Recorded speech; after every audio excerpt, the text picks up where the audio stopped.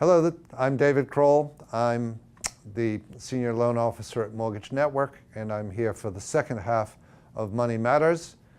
This is being recorded on December 30th, 2016, the last business day, last trading day in the stock market and bond market for 2016. In the first half of the show, I sort of ran through kind of the last conclusion, the posting on where the various economic indicators were and what the state of affairs was nationally and in the world as of the end of 2016. So having done the recap, I'm now going to give my best and humble effort at a forecast for 2017. The first interesting piece of the forecast is what might happen in equity markets, the stock markets, and what basis do we have for a forecast? Well, the first interesting thing is that stock markets move daily and over relatively short time periods based on speculation, but ultimately real economic data supports the markets. So one of the wonderful things about the markets is that they are truth tellers. Sooner or later, and usually sooner, the markets, the real economic data establishes what the numbers in the markets should be. Right now, we have a great deal of speculation that's taken place in the period since the election, speculation that has sent all of the equity markets somewhat higher than one would have anticipated.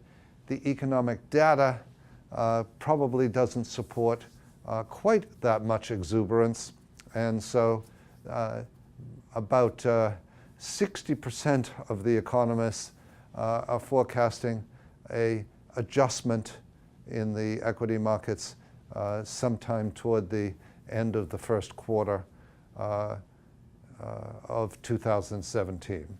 So we may well hit the 20,000 mark. We may well even go beyond it, but a good many economists are forecasting an adjustment, a fairly significant adjustment at the end of the first quarter. There is precedent for that.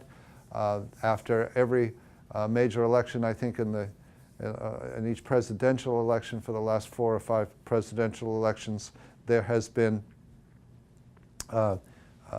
post-nomination exuberance and optimism that travels up to and through the inauguration, and on every occasion there's been a post-inauguration adjustment, not a slump, but an adjustment that takes place later in January, February, and March of the following year. So there's one for you. What happens after that? Well, it does look like we're in a recovery. It does look like that recovery is going to continue. And it does look as if the government under Mr. Trump will attempt to take a stimulative role in the economy, which could take an economy that's growing currently at about 3 to 3.5% and push it into inflationary territory, mildly to moderately inflationary territory. What would that mean? Well, first of all, how does it happen?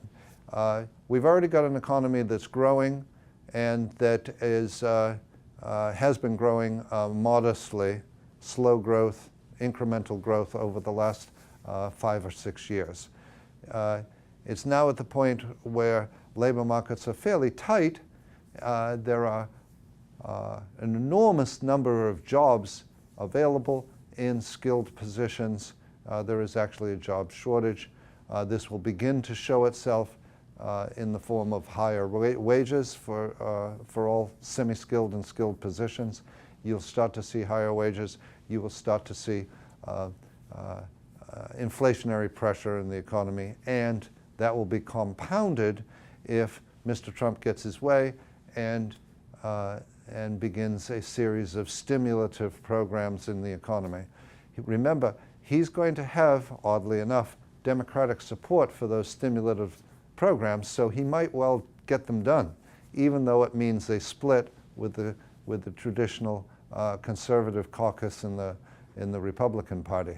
So you could see some very odd alignments if he sets off on a several $100 billion infrastructure improvement program that forecasts several $1 trillion of infrastructure improvements. That's going to have a highly stimulative impact, and it's going to push inflation into the 4.5%, 5% range. If that happens, remember the old equation about interest rates.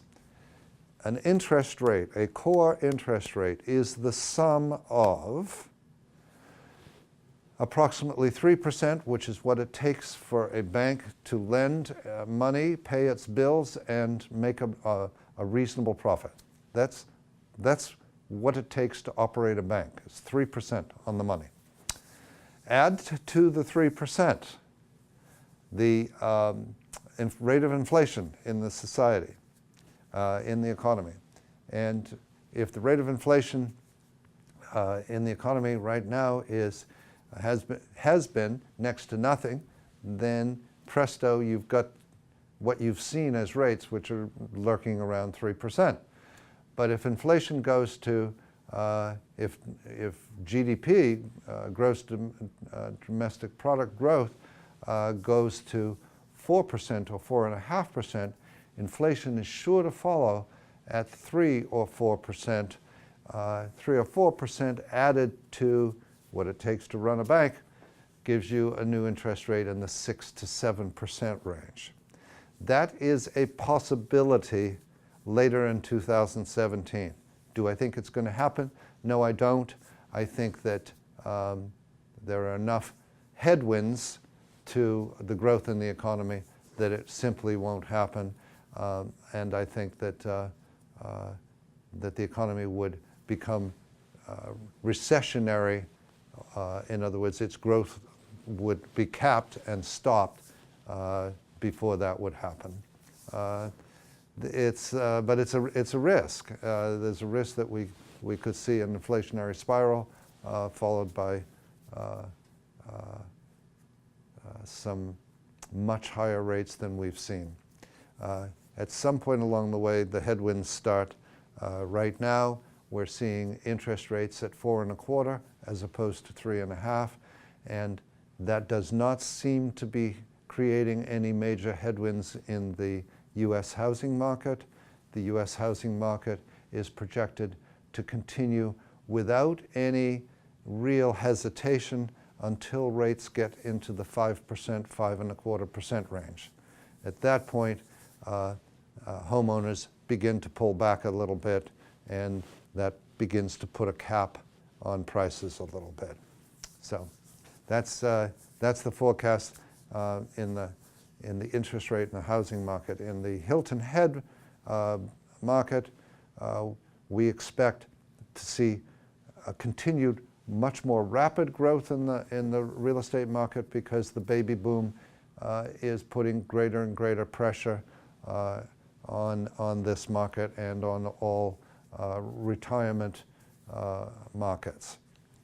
There aren't very many high-end retirement markets. Hilton Head is one of them, and the baby boom is putting enormous pressure here and will continue to do so. The pressure grows greater every year. Therefore, as a conclusion, a shortage of inventory should lead to accelerated sales, should lead to higher prices. So good news for sellers in Hilton Head, and that's kind of a wrap there. In Bluffton, we've seen a continued basically wide open growth in that market, which has continued to grow a little bit apart from Hilton Head it's its own marketplace now. It's not just a labor supplier for Hilton Head. It's its own market. It's its own destination, and seems to be one that is destined to grow very rapidly over the coming years. That's it. Hope everyone has a wonderful new year, and we'll see you next week with Money Matters.